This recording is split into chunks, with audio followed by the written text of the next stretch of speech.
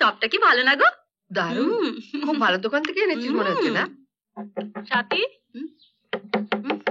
সাথী,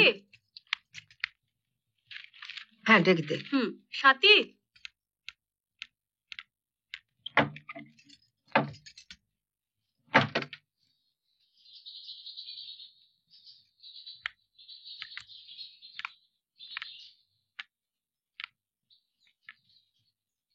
এই নাও 500 টাকা। ঠাকুরপো ডাক্তার দেখাবার জন্য দাদাকে দিয়েছিল। কি হলো, এত বেলা হয়ে গেল এখনো এই ঘরটা ঝাড় দেওয়া হলো না? এবার দেব। বাবার ঘর দিয়েছি, আমার ঘর দিচ্ছি। অপুর মা কিন্তু আগে আমার ঘর ঝাড় দিয়ে পরে অন্য ঘরে যেত। তুমি তো বলেছিলে অপুর মাকে ছাড়িয়ে দেওয়া হয়েছে, তা যেন ঠাকুরপো না জানে। তাই ঠাকুরপো অফিসে বেরিয়ে যাবার পর আমি তোমার ঘর ঝাড় দিতে আসি। এখন তো তোমার ঠাকুরপো সব জেনেই গেছে, তাই কাল থেকে আগে আমার ঘর ঝাড় দিয়ে বিছানা পরিষ্কার করে তবে অন্য ঘরে যাবে। ঠিক আছে। শোনো, বাবা তোমায় কত টাকা দিয়েছেন? 1000। 500 টাকা তো আমায় দিলে, আর 500 কিসের জন্য দিলে? সবকিছুর হিসেব কি তোমাকে দিতে হবে নাকি? ও মা, ঠোঁড়া সাপ আবার ফনা তোলে দেখছি।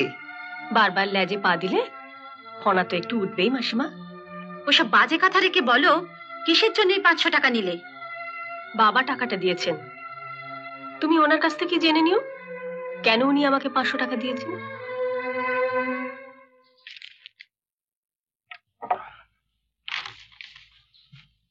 কেন দিলাম তার কৈফিয়ত কি তোমায় দিতে হবে? হ্যাঁ হবে। আপনার এই চৌধুরী পরিবারটা যখন আমার স্বামীর টাকায় চলছে, তখন সবকিছু জানার অধিকার আমার আছে।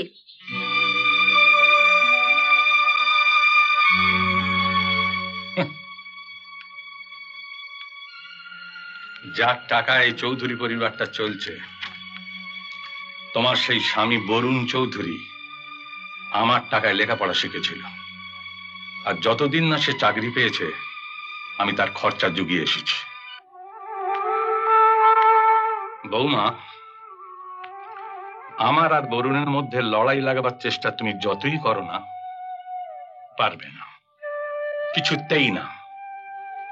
তোমার মতন সুন্দর স্ত্রী পেয়েও বরুণের শ্রদ্ধা ভক্তি আমার উপর ঠিক আগেকার মতনই আছে। আর সেই সুযোগটাই তো আপনি নিচ্ছেন। ব্যাংকে নিজের টাকা থাকতেও টাকার দরকার হলে যখন তখন ছেলে মেয়েদের আমার ঘরে পাঠিয়ে দিচ্ছেন। দেখো বৌমা,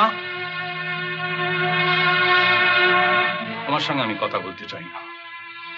বরুণ অফিস থেকে ফিরলে আমার কাছে পাঠিয়ে দিও, যা বলবার আমিই বলবো।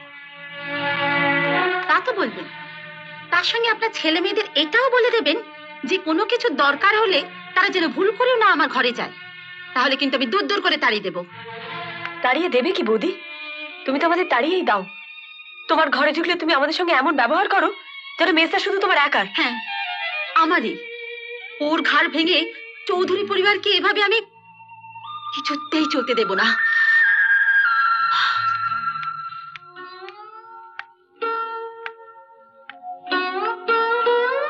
বাবা, মেজবৌদি কি বলতে এসেছিল? ও জিজ্ঞাসা করতে এসেছিল যে বড় বৌমাকে আমি কেন টাকা দিয়েছি।